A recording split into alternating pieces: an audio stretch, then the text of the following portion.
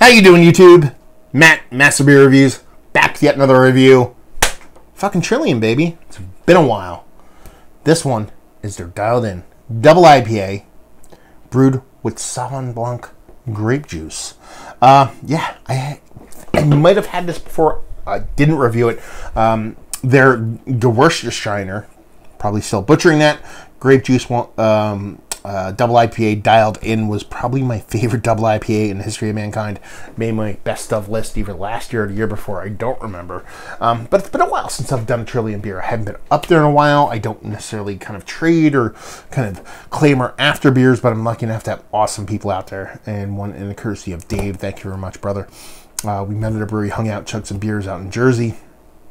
Ended up sending me a box of beers, and this is one of the ones he sent. So I appreciate it, brother. Let's dive into it. What does it say? Dialed in. Double IPA brewed with Sauvignon Blanc grape juice. 8.5% alcohol by volume. This sucker was canned just a hair over a month ago. It says canned on. It's 7/04. I think this is like the 8th of August. And yeah, I think we're done and done in that sucker. You know, typical dialed in labeling, except it has that kind of Sauvignon Blanc grape lettering on there instead of all the other bits and pieces. So let's see what this sucker has.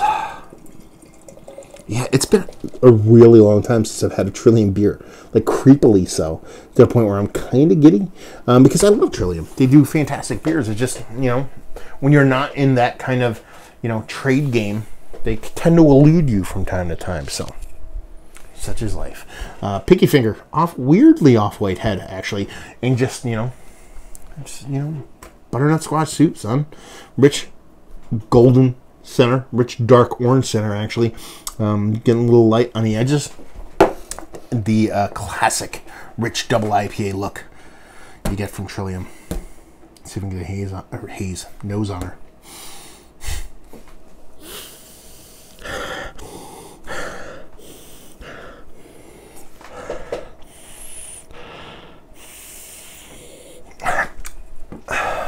It's all about the green hops in here. You're getting a big, huge melon component. You get melon, tropical fruits. You're talking about getting that, almost like that, like when you get that little bit of tartness from your passion fruit thing, you're getting a little bit of that in there, but it's mostly like your mangoes and guava, baby. And then, you know, your melons, your kind of more cantaloupe-y stuff. And there's a soft peachiness to it. And all that fruit is kind of melded in there, but there's a stark biting greenness to it on top of all of it.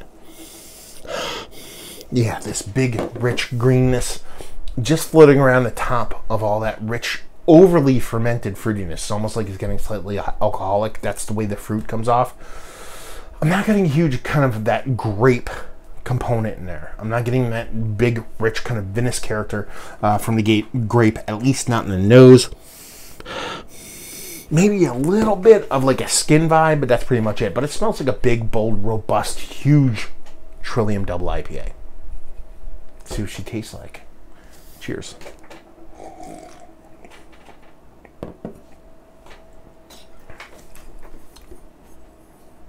Yeah, I mean, and the taste, that hop component just kicks it up a notch. I mean, it is big, it's bold, it's in your face, it's green, it's biting.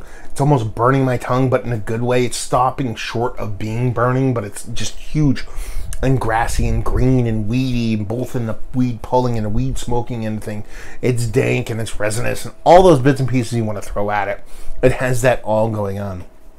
That melon component, that tropical fruit component, that little bit of soft kind of stone fruit component, it's still that overly fermented bit and pieces too. Where it's like, you know, if you ever bit into a fruit that was so ripe, you're like, okay, this might be kind of dangerous to eat. One, because it might be kind of rotten, but it's not bad. But two, I might slightly get drunk off that piece of fruit. That's what you're getting here. You're getting that kind of fruit medley that sat in the fridge a little bit too long. and got to the point where it just wanted to ferment, but was still kind of edible. You know, almost to the point where it's like you had that old school can of kind of canned fruit medley that had the corn syrup in it. And you just let that sit a little bit too long to where it had this kind of fruit, those sugars and those bits and pieces that can kind of kick off something a little bit crazy. It's kind of giving you that. But that big green component is still wrapping around all of it and keeping it kind of pulled in and keeping it kind of keeping it from getting too hectic and too crazy and too just a sweet bomb. That Sauvignon Blanc grape, it's kind of floating around in there. You can get it, but it's also been put in my brain because it's written on a label, so I can't sit here and say, yes, I'm definitely getting a nice kind of rich vinousness from this Sauvignon Blanc grape juice. No, I'm not going to say that. I feel like it's in there. I feel like it gives me a little bit of kind of like almost skin more than anything else, skin tannic kind of grape quality to it. But I can't sit here and say it's a big, huge component that's really defining the beer. It's still a really good beer. It's still a really good, tasty, big double IPA. But taking this and kind of shuttling back in my brain and remembering what I got from that Gewürztraminer, again, butchering it again, one, I feel like there's a bit, not something missing, it's just not necessarily as defined or impactful. Listen, a lot of these beers really do it for me, and I think a lot of people, when a lot of those flavors blend together and they're uniform, and they're melded, and they're just become one. You know, when you have a beer that's, you could just taste hops, and then you could taste sweetness, and then you could taste yeastiness or whatever, and they're very distinct.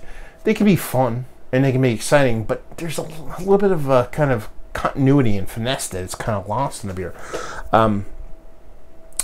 But sometimes you do want a little bit of bits and pieces to stand out. When you call out a flavor, you call out something on a label, you kind of want that to be a little bit showy, and I feel like that's where the Gewürztraminer kind of did its part. It kind of, the beer was an amazing beer while it had a kind of elevated component to it that was showy, because that's what the beer was meant to do. This one, that Sauvignon Blanc grape, falls in line with the beer and becomes more of a kind of cohesive component of the beer.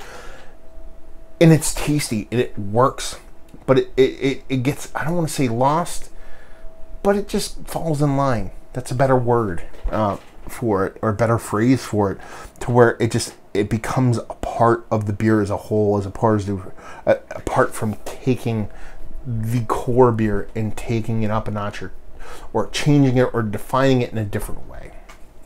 Not a bad thing. Super tasty beer, awesome, delicious, glad I'm drinking it. Just like the other one better. Some people like cucumber pickled. So yeah, let's talk about it. Is it one of the better double IPAs I've had as of late? Still a yes. I mean, all that aside, it's a fantastic beer. Value and availability. It's Trillium, I don't know, 22, 23 bucks for a 4-pack.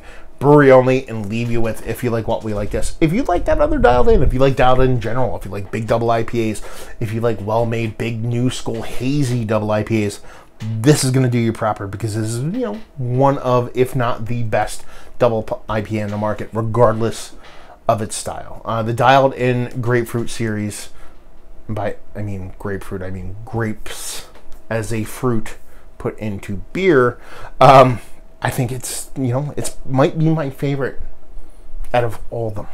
So if you like good beer, you'll like this one.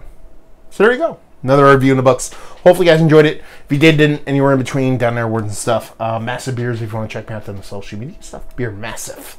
If you want to check me doing the whole podcasting thing. And hopefully you guys enjoyed our review. Hopefully enjoying a nice little double IPA of Dialed In right now. And I'll see you next time. Cheers.